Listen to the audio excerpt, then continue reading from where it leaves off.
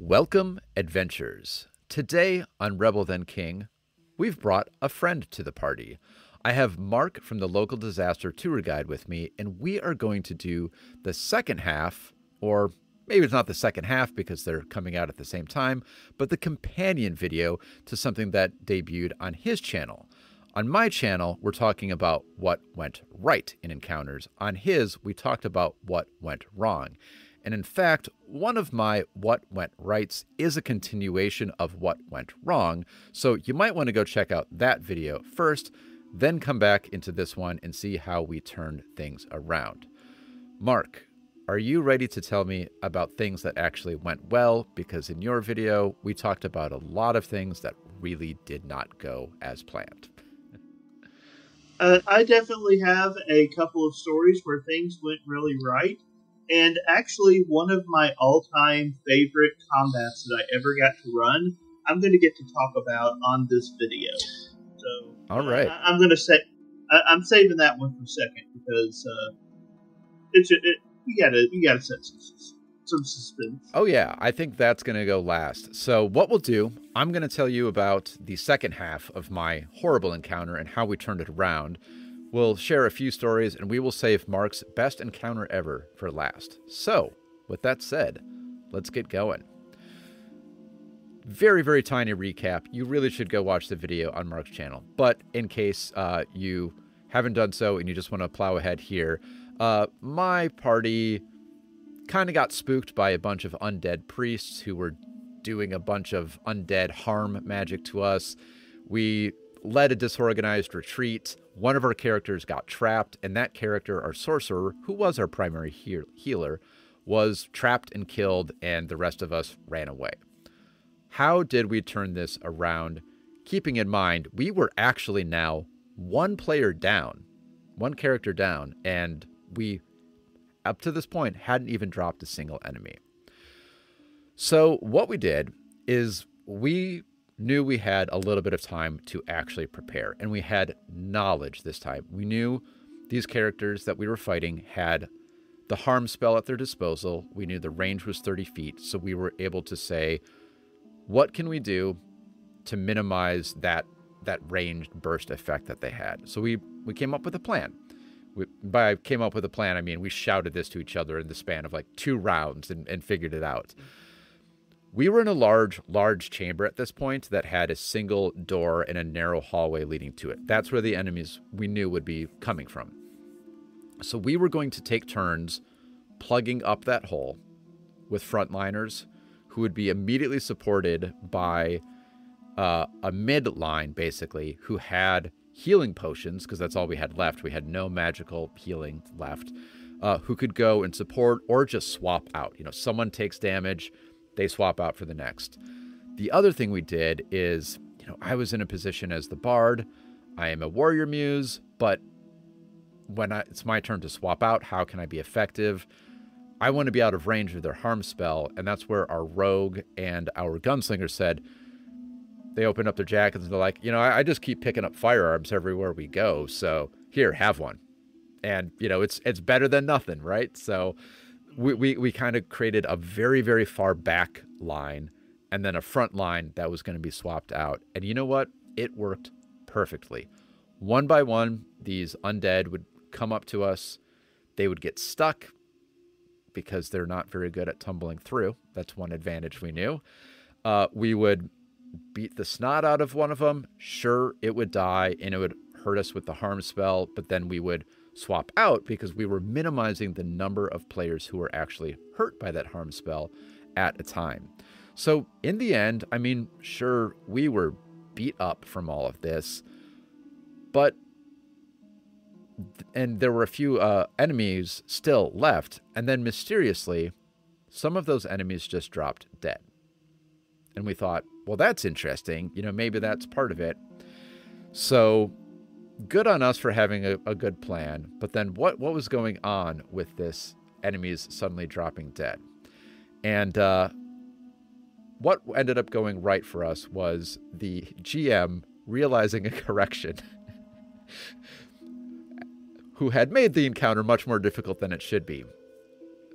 The enemies had the ability to use the focus spell Delay Consequence, which is a way to not mitigate or reduce damage, but delay damage. So if one of your allies takes damage, you just say, that didn't happen until the next round.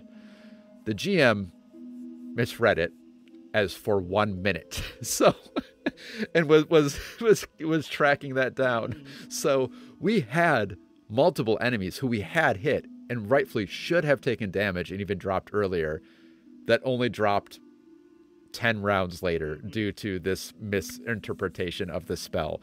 So we made it out, and it was just sort of a good lesson in always got to double check the duration of things. But more importantly, you have to be tactically sound. You have to, in contrast to what our first encounter with these creatures was, you have to be unified and organized, and you can't have part of your party executing one plan while the other half of your party is executing another plan. That's what leads to being split up, cut off, and character deaths, as we encountered earlier. I think that story is a really good encounter of how important tactics is in Pathfinder 2nd Edition. You know, I don't want to sound like I'm dogging on other games, because, you know, I've played tons of D&D, I've played a lot of Pathfinder 1E, I've played a lot of games, and I truly enjoy those games. But one of the things that is a standout in Pathfinder 2E is how much tactical decisions like that really can dramatically alter the outcome of a battle. And so, if you're coming from other games where it's run up and swing 17 times until someone drops down, these added layers of tactics, that's a good thing that I think Pathfinder 2E brings to the table, and I think that story is a fantastic example. I completely agree. Well, what about you? I've heard what went wrong. Let's hear what went right. So, this the first story I'm going to tell, I think, actually builds off the ideas from the one you just shared really well. I call this story Tanking and Teamwork. There are some... I'm going to keep the spoilers relatively mild, but there are going to be some spoilers for Age of Ashes in the story I'm about to tell. So if you are interested in the Age of Ashes adventure path, I apologize for kind of throwing this out there, but here's the spoiler for you. You fight a necromancer in book 1 somewhere. I won't give any other details beyond that, so that if you're playing, you can enjoy that encounter for what it is. But there is a point where you have to go up against a necromancer. And to give you an idea of the team that I was running with, I had 4 players, and no one was playing a tank. Mm-hmm. The closest thing to a tank that our group had was there was a monk in the group. He was the frontline martial fighter, but monks are not heavily armored, and they're not tanky in the way that, say, a champion or a classless shield block would be. So we have the monk in the group, and then the other characters are either ranged or very much not tanky characters, but one person in particular was playing a cleric who was focused on using... I'm blanking on the name of the spell, but it's the spell where when someone else takes damage, you take half the damage instead. Yes. Is it lifelink? I feel like that's... I think it... I don't know. It's called lifelink in D&D. Yeah. Someone tell us in the comments what Yes. called. I probably should have looked it up before I got on here, but anyways. But the cleric player, that was his big focus. That was his concept. He was thematically going for, I drained life from one person and passed it to another, and that was his major character concept. And he made a lot of use of that spell. So, the tanking for the team was usually he would put that spell on the monk, and then he would take half of the monk's damage so that the monk could sort of tank. Go forward to the encounter with this necromancer. The necromancer has a few skeletons, and the first round of combat, the monk wins initiative, goes first, runs up. A skeleton is up next. The skeleton runs up, nat 20. That'll happen. Max damage on the roll. That will also happen. This is the first book of an adventure path, so they are not high level. But because of that lifelink spell, when the dust cleared, half the damage was on the monk, half the damage was on the cleric, and the monk was still effective. And then the cleric went very soon after, healed themselves up, and then just kept drinking damage for the monk. And what probably should have been a TPK for bad dice rolls actually ended up being, I use the term well here, frustrating for me as a storyteller, because I couldn't kill the tank. Yeah. Like, the strategy, the tactics that they came up with were incredibly effective. And, and like, the great thing about it was, they didn't plan these tactics at the start. One person thought the monk was cool, one person wanted to do this crazy concept with their cleric. Okay. They found a way to mesh them. They found each other. They found a gameplay style that worked for the both of them. Mm-hmm. And they became incredibly effective. And this particular fight is not the main boss of the book, but it's a higher up fight. It's a more significant fight.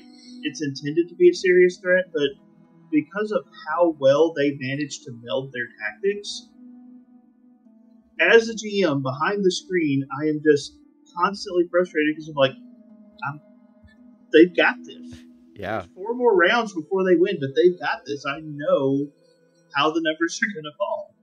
And that encounter was very instructive for me because, kind of like I mentioned the teamwork on the story you just told, it really highlighted for me how powerful teamwork is in Pathfinder 2e.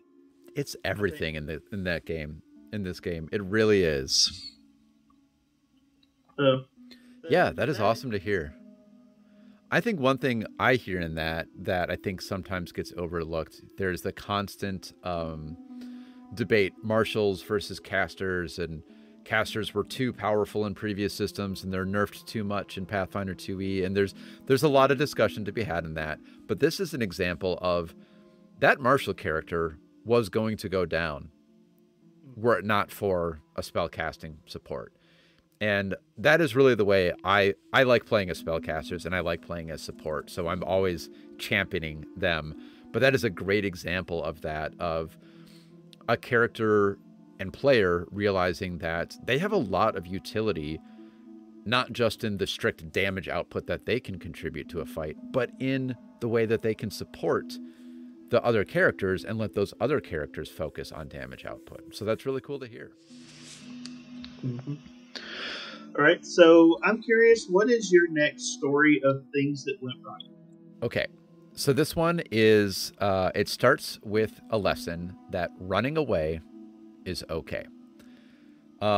This does contain some spoilers for the Outlaws of Alkenstar adventure path, so if you don't like that, sorry, but I won't go too much into it, but it's hard to not give a few things away just based on some of the environment has an impact. So you'll be able to figure it out if you're playing along. So anyway, we knew that there was going to be a boss coming up.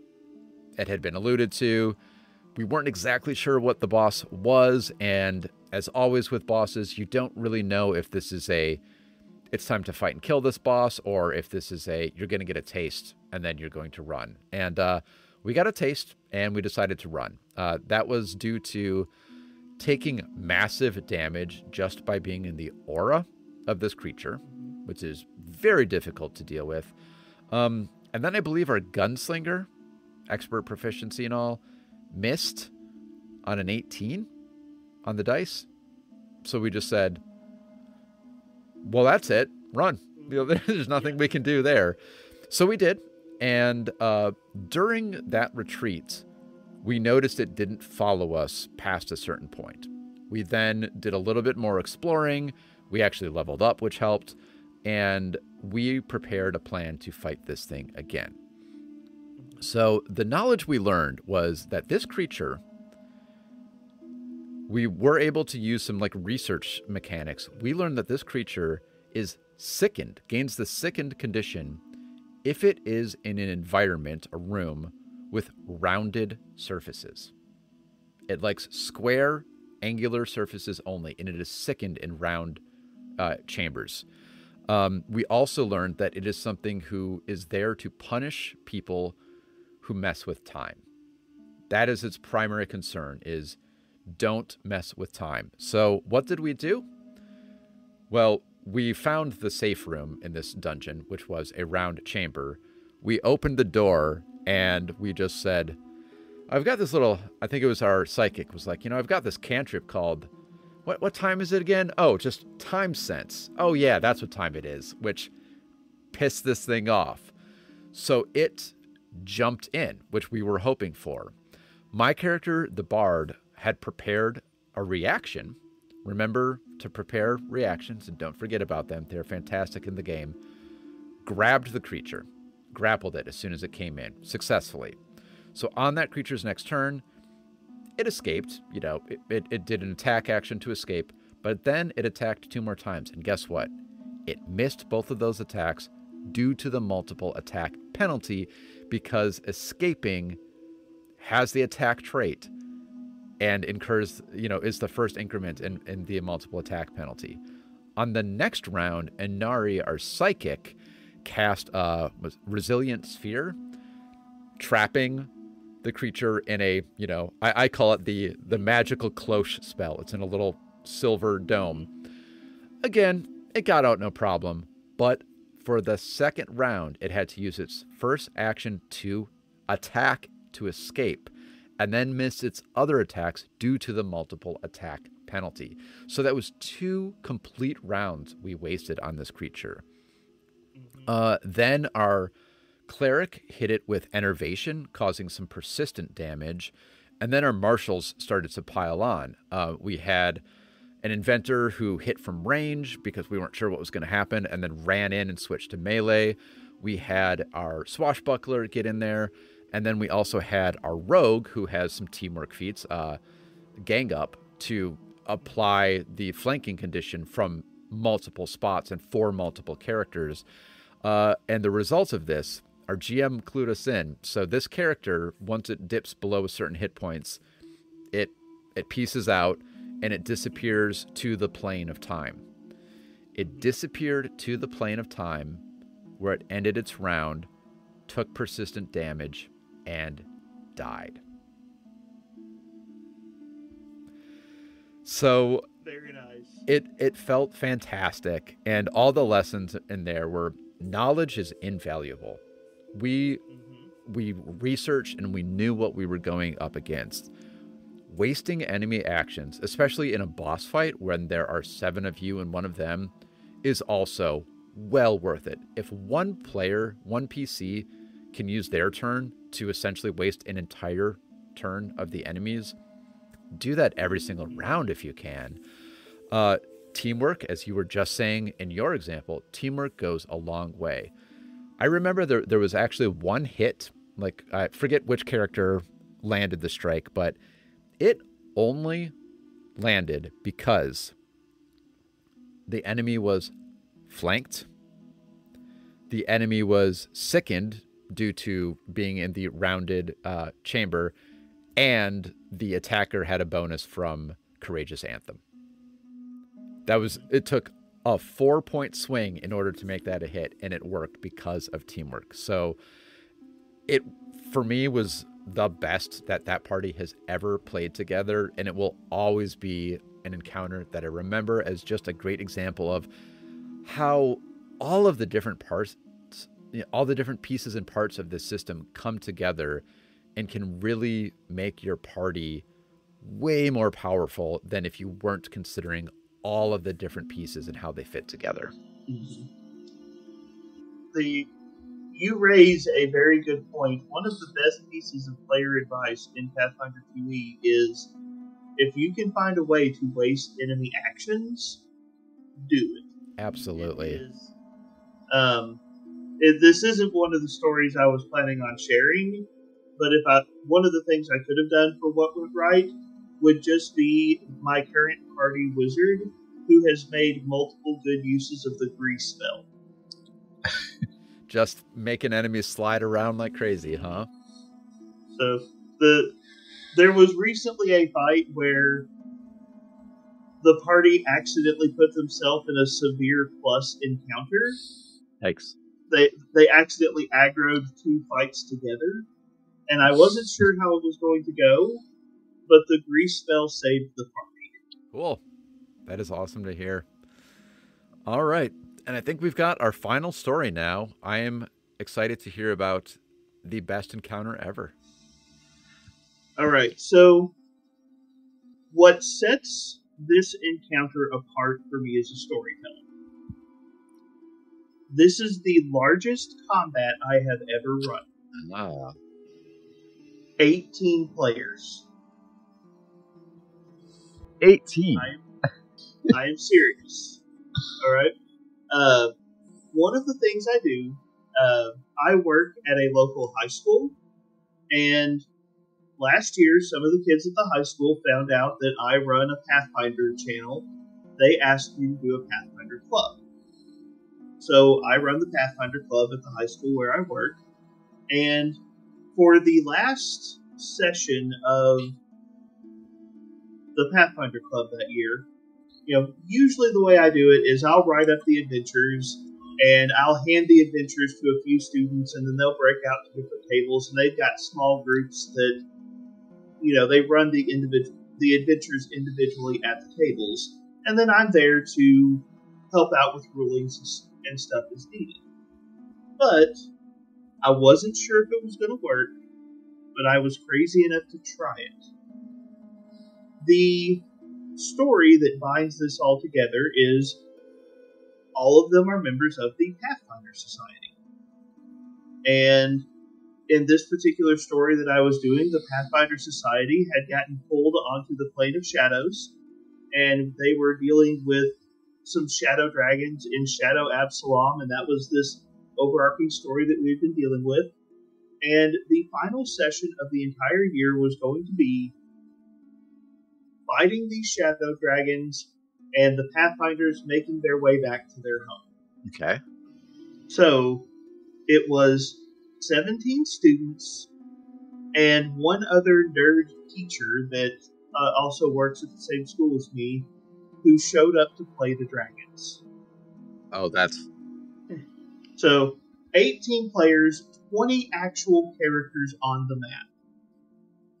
And I set up this encounter. I used the encounter building rules that Paizo gives us for Pathfinder 2nd Edition, and allow me to say, they work perfectly when scaled to 18 players.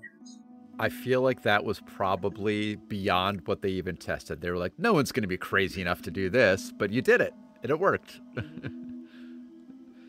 Yeah, that is something. But it was... I brought in the guest teacher. He dropped 3 shadow dragons down on the map.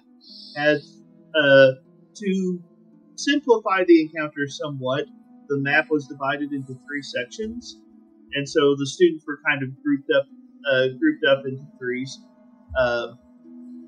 But I ran an 18-person encounter.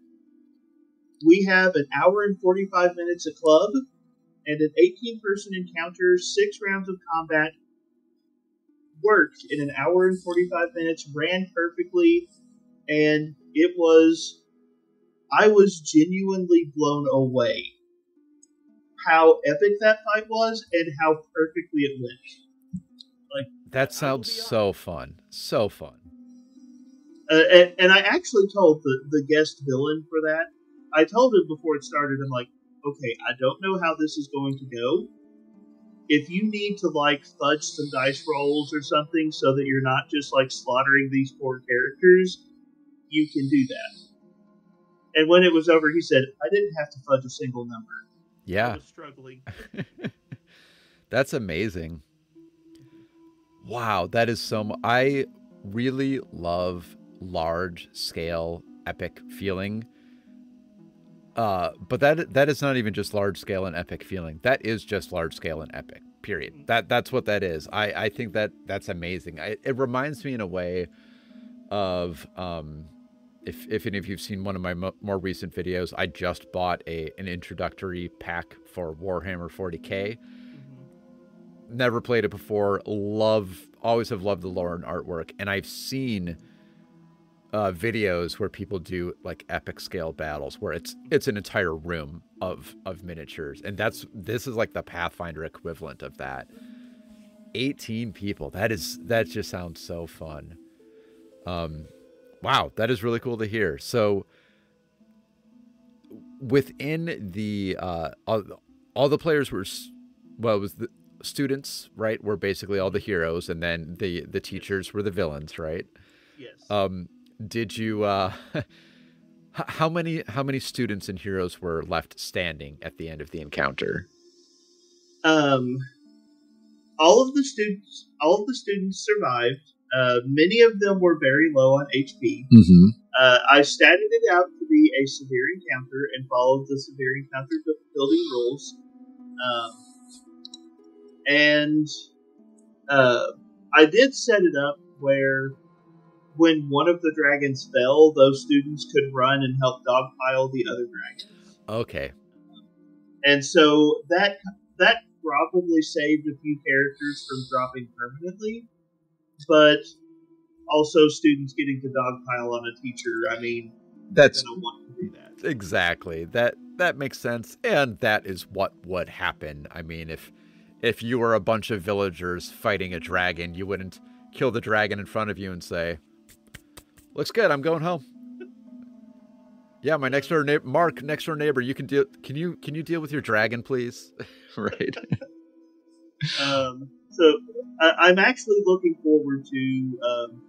It'll be about a week after this video comes out. I'm doing the grand finale for my club again this year. cool. And we've been doing a pirate adventure. And so I'm not going to be spoiling this for my kids because I've already told them what's coming. I've told them that to finish off the pirate adventure, I'm going to release the Kraken. Of course. Of course. Like, I almost feel dumb. I was waiting with bated breath as if I didn't know what it was going to be. And then, like, what else would it have been? Yeah, that is wonderful. Well, I think we can probably wrap it up there. I think those were some great examples of teamwork, of tactics, of knowledge and research and preparation, and knowing the limits of your character, using your characters, using your team, using the other players well to get through encounters, because it really does feel fantastic when you are you've got that finely tuned, well-oiled machine. You're helping each other out. You get lots of good, like, high fives around the table or virtual high fives through Discord to congratulate each other, to help each other out, and ultimately have the most fun you can possibly have. So thanks again for setting this up, Mark. I will give you credit for being this was Mark's idea. So make sure to go check out the other video of what went wrong on his channel if you haven't done so already. Also, of course, as always, we want to hear from you. So let us know about your encounters that went really well. I'm particularly always interested in hearing about those great teamwork maneuvers. So let us know how your sorcerer helped your barbarian and how the fighter actually ended up helping the bard and all of those great kinds of things. Until then, remember that when you are filming back-to-back storytelling videos, you probably should have an until then session moment prepared, but I don't today. So Until then, see you next time. I don't even know what I'm going to be working on next, but this was a lot of fun, and thank you again for having me, Mark. Thank you for doing this crossover. I had a ton of fun. All right, take care, adventurers. Have a wonderful day.